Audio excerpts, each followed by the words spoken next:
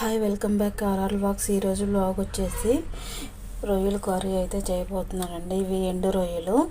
అదే పచ్చి రొయ్యల్ని ఎండబెట్టి కొంచెం సాల్ట్ వేసి ఎండబెడతారు. ఆ రొయ్యలు అండి ఇవి. పచ్చి రొయ్యల్ని ఎండబెట్టి ఇలా అవుతాయి. ఎండిన తర్వాత వీటితో నేను ఇవాళ అయితే కర్రీ చేస్తున్నాను. ఇందుకు కావాల్సినవి ఎండు రొయ్యలు, 2 సన్నగా కట్ చేసుకున్న ఉల్లిపాయలు, 2 పచ్చిమిర్చి, చిన్న దోసకాయ అండి. మనకి ఎండు రొయ్యల్లోకి ఇలా చిన్న దోసకాయ కానీ, ఒక వంకాయలు కానీ, మునక్కాయ కానీ ఇలా యాడ్ చేస్తే కర్రీ అనేది చాలా టేస్టీగా ఉంటుంది. అందుకు చిన్న దోసకాయ ఒకటి, ఒక టమాటా ఇలా మిక్సీ పట్టుకోవాలి గ్రేవీ కోసం. ఇప్పుడు ప్రాసెస్ చూద్దాం. ఇప్పుడు ఆయిల్ వేసుకోవాలండి. ప్యాన్ పెట్టుకొని మనకి కర్రీకి సరిపడినంత ఆయిల్. ఇప్పుడు ఆయిల్ వేడిన తర్వాత మనము ఆనియన్స్ వేసుకొని వేయించుకోవాలి. ఇప్పుడు కొంచెం కరివేపాకు అనేది యాడ్ చేసుకోవాలి. ఇప్పుడు ఇందులో 1 స్పూను అల్లం వెల్లుల్లి పేస్ట్ అయితే యాడ్ చేయాలండి. అల్లం వెల్లుల్లి పేస్ట్ పచ్చివాసన పోయేంత వరకు వేయించుకోవాలి. ఇప్పుడు ఇందులో టమాటా గ్రేవీ కూడా యాడ్ చేసుకొని మనకి పచ్చివాసన పోయేంత వరకు మనము వేయించుకోవాలండి.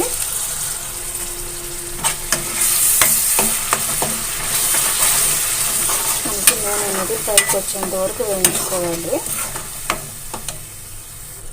ఇవన్నీ ఇలా నూనె పైకి వచ్చేటప్పుడు మనము పసుపు, కారం ఇవి యాడ్ చేసుకోవాలి.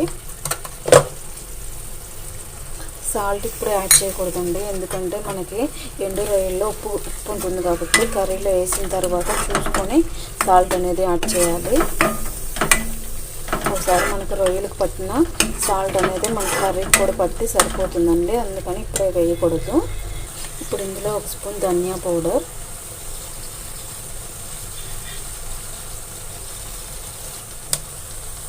ఇందులో 1 స్పూన్ అంతా ఎండు కొబ్బరి పొడి యాడ్ చేసుకోవాలి. ఇప్పుడు ఇందులో మనం దోసకాయ ముక్కలు అనేది యాడ్ చేయాలండి. దోసకాయ ముక్కలు కూడా మనకు ఒక 2 నిమిషాలు మగ్గాలండి. మగ్గిన తర్వాత రొయ్యలు యాడ్ చేసుకున్నాం. రొయ్యలు అనేది యాడ్ చేసానండి. రొయ్యలు ఇవి బాగా కలుపుకోవాలి.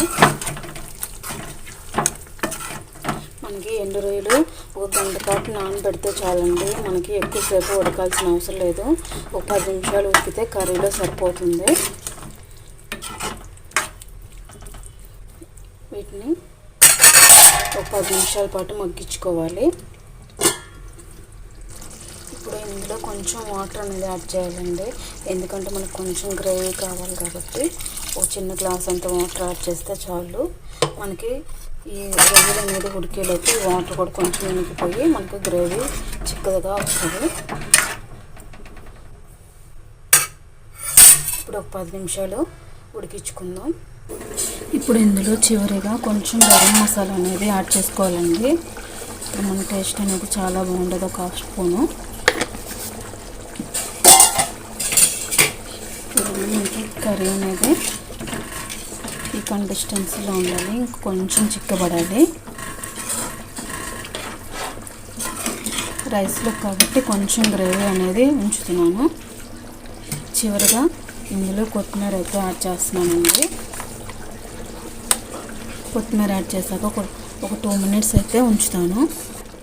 ఇవన్నీ మనకి దోసకాయ ఎండు రొయ్యల కర్రీ అయితే అయిపోవచ్చండి. మీకు ఈ వ్లాగ్ నచ్చినట్టయితే ఆర్ఆర్ వ్లాగ్ 28 ఛానల్ని సబ్స్క్రైబ్ చేసుకొని లైక్ చేసి కమెంట్ చేయండి ఫ్రెండ్స్. ఈ కర్రీ మీకు ఎలా ఉందో. ఇదిగోండి రొయ్యలు అనేది ఉడికినాయండి. మనకి ఎండు రొయ్యలు కాబట్టి కొంచెం అలాగే కనబడతాయి. కర్రీ అనేది చాలా బాగుంది. ఉప్పు అయితే నేను ఒక 1/2 స్పూన్ అయితే యాడ్ చేశానండి, ఎందుకంటే మనకి రొయ్యల్లోనే ఉంటుంది కాబట్టి ఒక 1/2 స్పూన్ అయితే యాడ్ చేశాను నేను, అంతే. ఇంకెక్కువ యాడ్ చేయలేదు. Thank you for watching.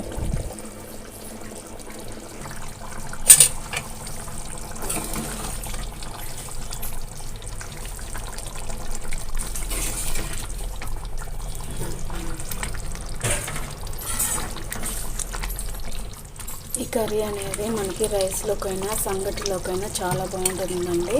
ఓసారి ఇలా ట్రై చేయండి.